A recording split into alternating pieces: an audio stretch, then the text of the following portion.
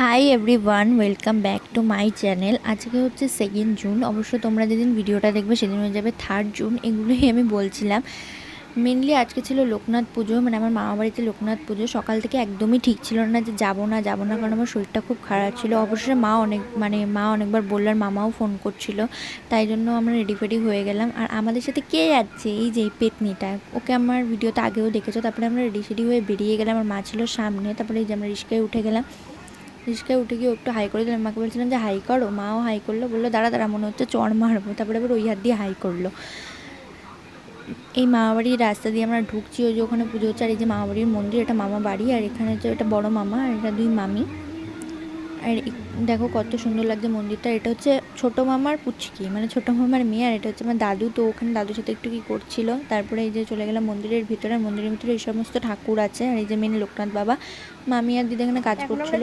তারপরে আমরা একটু সোনালির বাড়িতে গেছিলাম। সোনালির বাড়ি, তাই জন্য বললাম চল দেখা করে আসি। তোকে ফোন করেছি, ও বললো বাড়িতেই আছে।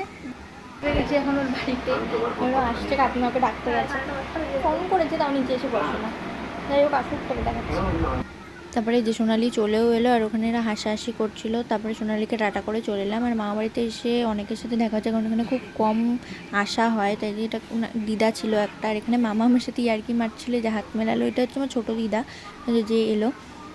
মামা তো এখানে বলছে যে কত ছোট দেখেছিলাম। এটা আরেকটা মামা, মানে মামাদেরই বন্ধু। আর এটা হচ্ছে আমার সেজু দিদা, মানে যার বাড়ির যে পুজোটা হচ্ছিলো। তো দিদা আমাকে জিজ্ঞাসা করছিল যে পড়াশোনা কেমন চলছে বা কিছু সব জিজ্ঞাসা করছিলো। তারপরে এই যে মন্দিরটা।